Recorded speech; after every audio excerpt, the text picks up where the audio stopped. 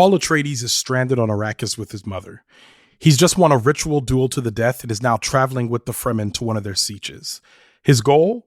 To unite the Fremen, wage war against House Harkonnen, and avenge the massacre of House Atreides.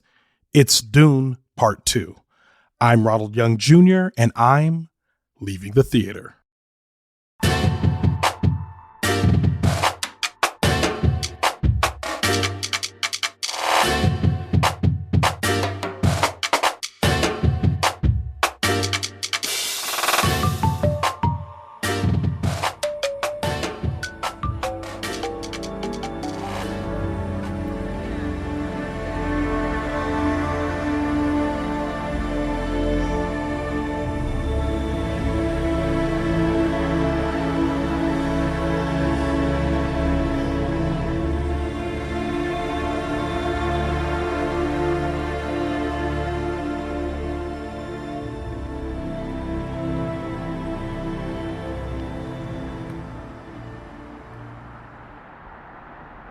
All right, this is Ronald, and I am leaving the theater after seeing Dune Part Two.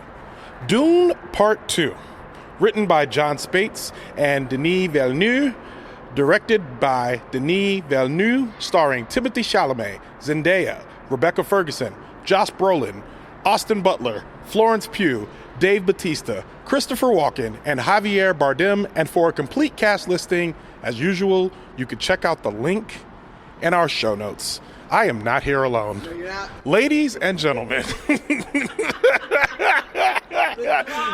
Ladies and gentlemen, you will not believe what has happened for the occasion of Dune Part 2. Incidentally, it lined up with her schedule. It lined up. And here we are together once again. I am here with Nick, it's me. Hi, guys. Nichole Hill is back once again. How you doing, Nick? I'm doing great. I'm so happy to be back. I'm glad to have you. This is wonderful. Everything is right in the world. I love all of my guests. You are my favorite guest, so I'm always glad to have you. I'm your favorite guest too, but I like the other ones. They're fine. Okay. Don't get us canceled by our other guests. No, I'm never going to be. I love you. Jonquilyn. JC Howard. JC. I'm a big JC fan. Yeah. Laura, I just heard her Nichols. on the, what do y'all do? We did Lisa Frankenstein. Lisa Frankenstein. I love that. I love all your guests. Okay, good. I just didn't shout out half of y'all. I'm sorry. But I like you guys too. But we like all of you. Nick is the original guest, so we're glad to have you back. Okay, so we saw Dune Part 2.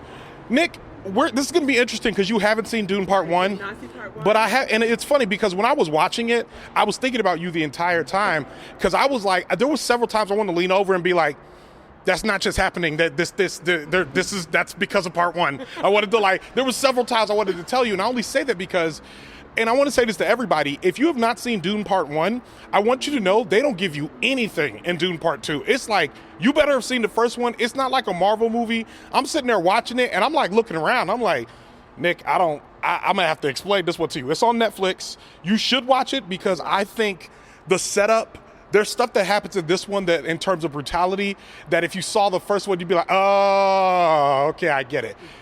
Sight unseen, you just watched it. What do you think? Oh, and if anybody, I'm not going to go into the plot of Dune Part 2 that much. We're not going to do too many spoilers in this one. But if you want to hear about the plot of Dune Part 1, that is in the feed. I will link to it in the show notes. Check out that review. And that was when we were still in the pandemic. We were deep in pandemic. Oh, that's right. I watched it both on HBO Max, and I went to the theater and saw it. I saw both. You risked it all. I risked it all. But I was the only one risking it all in those days. Huh? I was the only one risking it all in those days.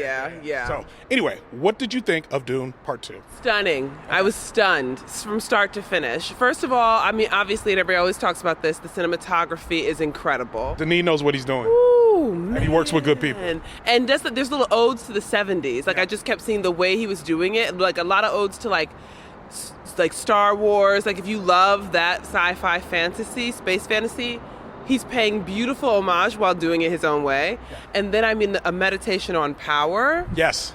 Wow. Yes. Wow. I was like, I know there's a lot I don't know, but from what I'm seeing, we've got our traditional hero's journey, which is great. We've got our resisting of the call. We've got all of the beats that you can recognize, anyone could recognize because it's the hero's journey. But the way that he made, the way that each individual character has a relationship to power, that they are singularly motivated by that relationship to power, whether it draws them to it or away from it. And they're kind of archetypal relationships where it's just like, I want it, I don't want it, I'm fascinated by it, I want to leverage it for this, I don't want to care about it. Like, I just was blown away by that. There is a scene, you're right, there's a literal scene where one character is dying and they're facing the throne and they start crawling towards the throne. Right? When you're dying, with your dying breath, you are crawling towards a thing you know you're not going to get. Yeah. You're dying. Yeah, it was like, I just want to get close enough to see if I can touch it, which is, that's, the thing is, I appreciate this look at that you have of it, because for me, all the evaluation I was doing was saying, are y'all doing a good job enough continuing the story? Yeah. And I thought they were. And actually I'll chime in now. Just for everyone who's seen the first one, if you sit down and watch the first one, you roll right into the second one. Where it leaves off in the first one, it picks right back up in the second one. The story I think is very good. I think I found myself watching it through your eyes being like, man, I hope she knows that all this Messiah stuff is kind of seated differently in the first one. And there's more skepticism in the first one that balances out what happens in the second one. Because in the second one, it seems like there's a lot more hero worship and people being like, Lisana Gaib over, which became kind of a running joke, which was great. But I can still tell, like what I can tell, you can easily see that there has been a progression here. That obviously he was not a good fighter. Now he's a better fighter. Like there's some things. And well, he was always a good fighter. He was, but then she was like impressed by how well he fought. Yeah, and so there's one thing, he was trained, and he's trained by two people. One of them you did not see. Right. And when you see him and when you see him fight, you'll see where it kind of came from. But there's a whole That spin come from his original trainer? No. Okay. So they don't actually, this is actually one of the, I like this movie better because they kind of showed that Paul was already capable when he got there, but there was stuff that he had to learn from the Fremen, and you picked all that up. That's all in this movie. But there's stuff in the early where he gets into a fight with the gunny sergeant from Josh Brolin, and Josh Brolin is telling him about like, hey man, you don't just fight when you're in the mood, you got to fight no matter what, because he basically is like, I don't feel like fighting right now. And he's like, nah, you gonna fight right now, and they start fighting, and you gotta that's how when you see it, when you see it, you'll be like, okay, I know what Ronald meant, but like they when they get into the fight, he like teaches them and he's telling them, and then you learn all like the little things about the universe. So everything, that was another thing, is that everything that happens, every device, everything that exists, everything you see, you can figure out how it works by watching it, but they explicitly tell you in the first movie. So they're like, this is a thumper, it does this. Right. This is a sand compactor, it does this. To pick up on. Yeah. And I'm not really the kind of person who's like, what's going on? It's like, I can trust that there will be patterns, you will do this more than once, and I will pick it up. So there wasn't anything, like of course like the particulars of the battle, I need to go back and watch, but I felt like I was caught up in just the story of power and the story of belief and hope, and all of that is just so captivating. And oftentimes, obviously, you need a story to be that more the thumpers and the sand and all that's the vehicle through which to tell a story of how people interact with power. And I think that's why I'm so excited for you to see the first one, because you already have this framework, you're now going to see even more of that, because there's people who are dead from the first one who were like seeding these ideas in the movie. One of them about like accepting power even when it's thrust upon you, and I was thinking about that the whole time, because a character basically states that to Paul, and then you see Paul then have that struggle throughout this entire movie. So it like in those ways, I think I'm glad that you kind of had a chance to see it through these eyes, because there's a lot in me. I'm just enjoying it. Every time I put on Dune Part 1, I have to watch it. I have to put my phone down and watch every second of it, because there's so many like cool things that happen. It a lot of ways kind of reminds me of the beats and rhythm in the same way I feel about Avengers Infinity War, where you're marching towards something and you're excited, and when you get to the end, you're like, oh my God, there's hope, but I don't think there's much. I don't know where this is going. And then like in the second movie, they're like, nah, let's build it back up again and go to the thing. So I'm really excited for you to see the first one. Yeah, and they did a lot of great work, like laying there's a lot of conflict for the third one. Yes. So we've got like struggles, and it's interesting and it's compelling, and it's not just like to be continued. It doesn't feel like that. Yeah. It feels like we're going to go into a new situation with some flaws, with some damage. Yeah. It's very interesting. All that said, can I do my notes? Do you have more thoughts? Oh, no, we can do notes. But I will say one thing. Yes. You're 100% right. And I also think that I've never seen a third movie set up like this before. Like, I've never seen, like, where it's just like, I don't know if the good guy protagonist is going to stay the protagonist. Yes. I don't know if that's going to happen here. Yes. And I'm very interested to see how this goes moving on, because like they say, like elections are easy, governing is hard. And it feels like he's already going into a place where he has to actually govern. And I'm very interested to see where that goes. Are you about to say notes or your rating? No. Okay, give me notes. Okay. I think that it's very interesting the ways that women have to navigate power in this world. It's very similar, obviously, to the way that women have to navigate power in the world that we're in now. Zendaya, gorgeous, stunning, love to look at you. Didn't feel like she had that much to do. Yeah. And I was like, I don't know if that's just me, not having seen what happened before, but it just was sort of like a lot of like angry looks. It's true. She had more to do in this one than the last one. Yeah, that's right. And this one, I felt like she had more. And there was a lot of criticisms and everyone saying, do we need another movie about a white dude taking over, like with a brown person behind them? And they kept repeating back to us, no, we know that's happening. That's in our minds. We don't want to do that. But again, they were saying this in 2020, and now it's 2024. And I have a feeling that now they're like, we're just going to make the movie we were going to make, because it does feel in a lot of ways like Zendaya got sidelined to like almost magical Negro level, but there's an actual magical Negro in the first one. So if you saw him, you wouldn't, Yeah, I figured he must have been, because when we did all the stuff, I was like, yeah, well, you'll see. And it kind of like the way that Paul is kind of referencing him in this one was bothering me a little bit because of the way that he exits the first movie, which you'll see soon enough. But yeah, like you're 100% right. Was that what are your other notes? No, that was my main note. I was like, what if we switched out her role with another major female role in the film? Now that's interesting. Yeah. But she was playing the role that I've seen every single black sidekick play for all of time. Yeah. And she can do more than that. Well, I'm very interested to see what they do with the third movie, because they set up 3 strong female characters. Yeah. You have Florence Pugh, you have Zendaya, and you have not Rebecca Ferguson. I was talking about, Anya Taylor-Joy, who has been set up in a way, one, they called her a surprise character, and 2, she's been set up in a way where I'm like, oh, we're going to see more of this person in the next movie, I'm assuming. So I'm hoping they do more. There is a lot that they do in terms of talking about the type of power that women have in the first movie, which I'm actually very interested to hear your thoughts when you see it. But you're absolutely right. She felt sidelined in this one in a way that I didn't like. That's my only thing. Like, I can see the way that women are wielding power in this one. Yeah. And it's all like all the different ways that you would think a woman would wield power. Léa Seydoux, that's her.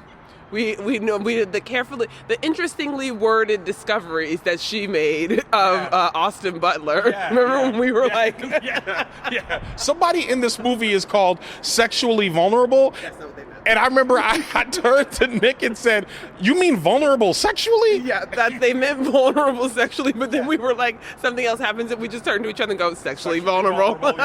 Yep. We get it. So I mean, it's a good movie. I think it's good. Well, you want to give your rating? What would you rate this movie of 5 stars? 4. You're right. This is a 4-star movie. Yeah. It's just a 4. I mean, it's stunning visually. Yeah. The story is compelling. The characters are like realized, minus there. Yeah. But even with the little bit that she had to do, she was still, her relationship to power was still interesting. Like, power was the sun, and everybody just had a relationship, an individual relationship with the sun, and that was gorgeous. So yeah, it's a 4 for me. I give it a 4. I also think that what Zendaya did, she did well. Yeah. And I was sitting there watching it thinking, man, like, well, I'm really excited to see her in Challengers. And I'm excited to see her, like, her career moving forward. And I was sitting there watching, I'm like, man, the young people got it. Because, like, Florence Pugh is in there, Timothee, Chalamet, he's in there. like Austin Butler's in there, and they're all holding it down, and they're holding it down against some like pretty incredible actors in their own right. Like Javier Bardem is basically reduced to like a sidekick at some point. Yeah. You know what I mean? And he's a somebody. Yeah. You know what I mean? So like I think all of the kids were holding it down. This is definitely Kids were holding it down. they did a good job. They did a good job. I think I'd give it a 4 out of 5 stars as well. Yeah, it's beautiful. They're very young, though. I was like, look at the young people. I am not, I guess, there yet. But when Rebecca, or there anymore, but when Rebecca Ferguson first came on the scene with Mission Impossible 2, like, I'm just remembering all of the people who are now, like, the old people in the movie. I'm like, but I remember when you came on the scene and you were so cool, but now you're old and we have to make way for the youth. Yeah, and she's mid-30s. She just got here. So, I got to look that up. I'm pretty sure she's mid-30s, if I'm not mistaken. Before I let you go, you are in the middle of a new season of Secret Adventures of Black People. Tell the people how that's going. Oh my gosh, it's going so well. It's about my move to LA, which you all have kind of been a part of. You heard about when I left. Pretty much. So it's about that journey. It's a narrative, my first narrative on the show, and it's like I'm just doing an audio diary of my travels. It is excellent. I'm behind. I've only listened to the first 2 episodes, but I'm going to catch up. I shouldn't. Don't listen. Know. Well, I still want to watch. I still want to. I want to be a part of it. No, I want to listen. Okay. I want to hear like the way everybody else does. No, I'm going to catch up. I feel like with my friends' podcasts, I want to make sure I'm not listening to them in my regular podcast time, because sometimes I zone out. Yeah. So if I just turn it on while I'm like doing my morning routine, I normally listen to like reviews and the news and stuff like that in the morning. I like to like save this for a drive and all that. So I'm excited. If you have not subscribed, you should subscribe to Secret Adventures of Black People. It's available everywhere you get your podcasts and probably where you're listening right now. But yeah, with all of that, Leaving the Theater is a production of OhitsBigRon Studios. I am mixing this episode. What? And once again, if you listen to this and you're like, you know what, the sound isn't that great, you know what you should do? You should get in there and go to the Patreon. Go to the Patreon. You can go to patreon.com/OhitsBigRon. Actually, no, it's patreon.com/Leaving the Theater. I think I've been giving y'all the wrong link. It's patreon.com/Leaving the Theater, or you can go to the link in my show notes to help us out if you want to help the show better. This is the direct contribution. This is how we get Bias Studios to help mix the show. So help us out. Again, that's patreon.com/Leaving the Theater, or go to the link in our show notes. Well, thank you, Ronald. Show You usually take the mixer. That's true. It's true. So thank you, me. Show art from Heather Wilder. Theme music by the mysterious Breakmaster Cylinder. For more information about Dune Part 2 or Nichole Hill, check out our show notes. You can follow me on Twitter, Instagram, Threads, and TikTok at OhitsBigRon. That's at OhitsBigRon. You can find out more about this show and other OhitsBigRon Studios shows by following us on Instagram at OhitsBigRon Studios and on Twitter at OhitsBigRon Stu. That's STEW. Leaving the Theater will be back soon. Thanks for listening. And thanks for being on the show. Thank you for having me, even though I didn't watch the first one. Are you going to watch it? I am going to watch it. I'm going to watch it immediately. Like today? Wednesday, Thursday, probably Saturday. But it's a priority. When are you going to watch the movie? I mean, like a Sunday-ish. So Sunday you're going to watch the movie? Sunday I'm going to watch the movie. Sunday's the day. I'm going to hold you to that. Okay.